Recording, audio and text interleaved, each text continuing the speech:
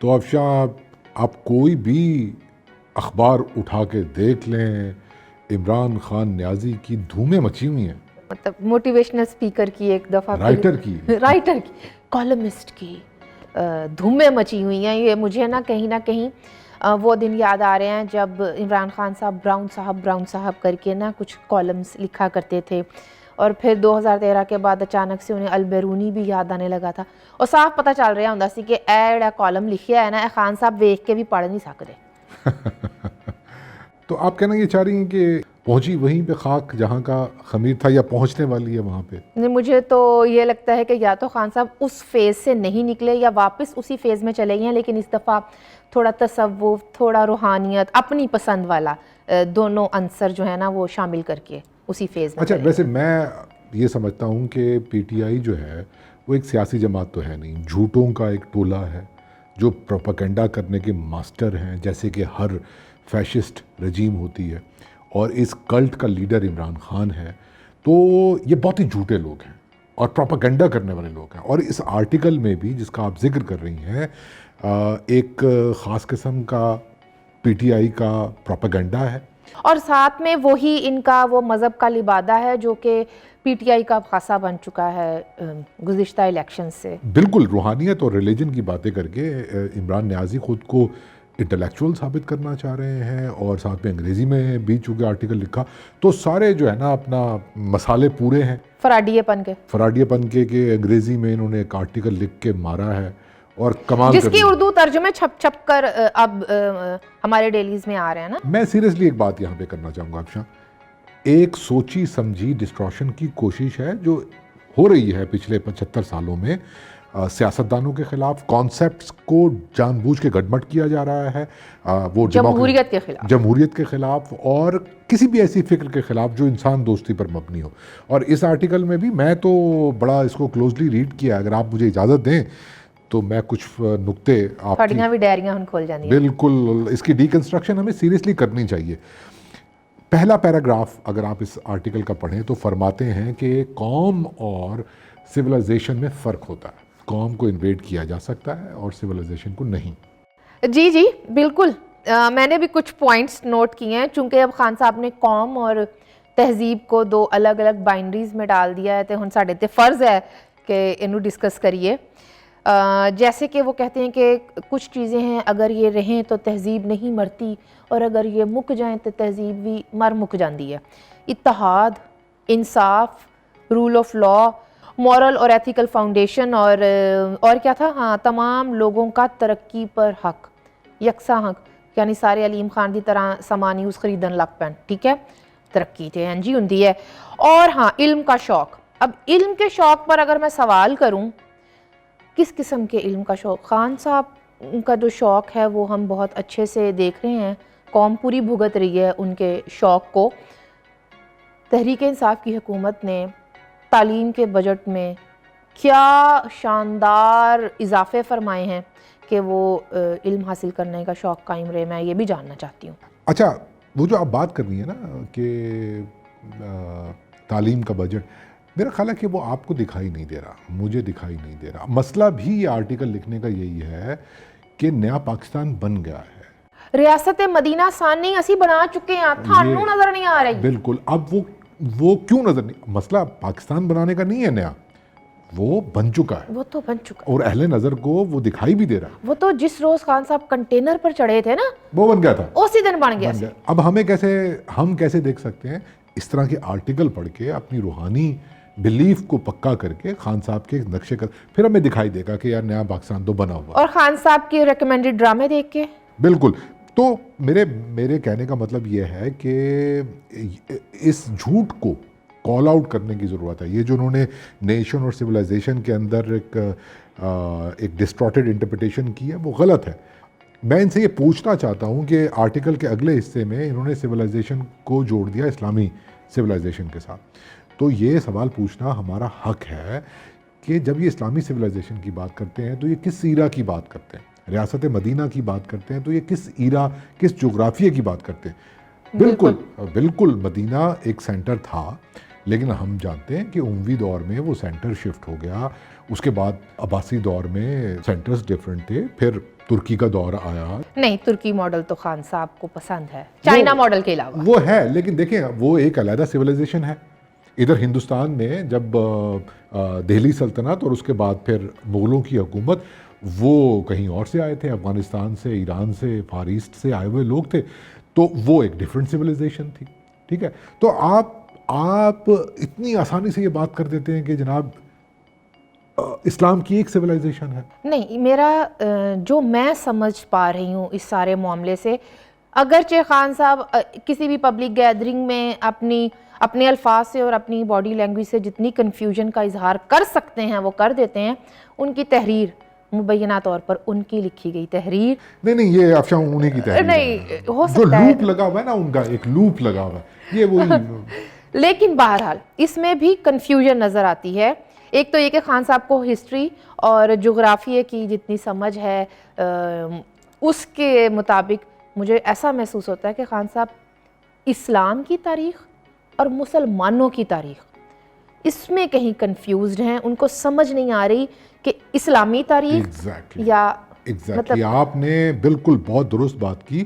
ہمارے جو بہت سے پڑھے لکھے دوست ہیں, اساتذہ ہیں, وہ یہ بات کرتے ہیں کہ اسلام کی ایک خوبصورتی یہ بھی ہے کہ وہ جس زمین پر گیا اس نے اس زمین کے کلچر کو, تہذیب کو جو ہے اس کو اجازت دی پنپنے کی, پھلنے پھولنے کی, اور اس میں وہ باتیں بھی شامل ہوں گی. تو میں نے یہ جتنے نام گنوائے, وہ عراق ہو, وہ افریقہ ہو, وہ انڈیا ہو, وہ ترکی ہو, وہ تو اس میں تہذیب کا تعلق تو خطے سے ہوا نا. جی بالکل. اور اس خطے میں آباد لوگ ہی اس تہذیب کو بناتے ہیں, اس کی تراش خراش کرتے ہیں, یا وہ آپ ہی خودرو پودے دی طرح نال آپ ہی ادھر ادھر نکل جاندی ہے. اور یہ عجیب بات ہے کہ یہ باتیں ختم ہو جائیں گی تو سویلائزیشن ختم ہو جائے گی. بھائی ایوالو ہو رہا ہے انسان, ٹھیک ہے نا, یہ تو مانتے ہیں ہم لوگ. اگر اب مغرب نے ترقی کی تو ان کی جو ترقی کی وجہ وہ سائنٹیفک اپروچ تھی, ڈیموکریسی تھی, ٹھیک ہے نا, انسانی حقوق کا احترام تھا.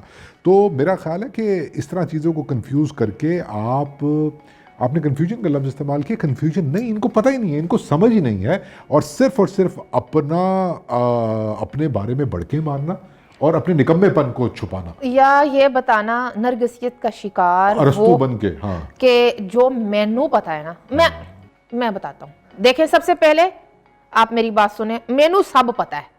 مینو عورتوں کے حقوق دا ہونا تو ود پتہ ہے, مینو انسانی حقوق ہر طرح دے میرے کو پوچھ لو.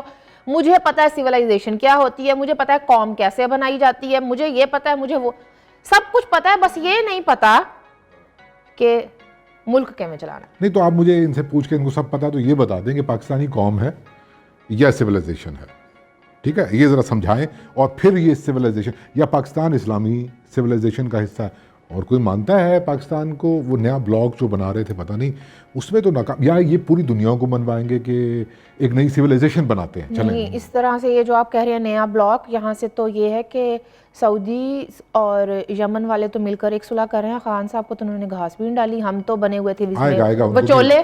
آئے گا, ذرا فارغ ہو جائیں گے امور سلطنت سے بس کچھ دنوں تک, پھر یہ کردار فلسفی تو ہیں, فلسفی تو ہیں. اور جو آپ بات کر رہے ہیں سویلائزیشن کی, تو یہاں پر میں خان صاحب کو یہ یاد کروانا چاہتی ہوں کہ اس خطے کے لوگ انڈس سویلائزیشن سے تعلق رکھنے پر فخر کرتے ہیں. افشاں, یہ آپ نے 16 آنے درست بات کی.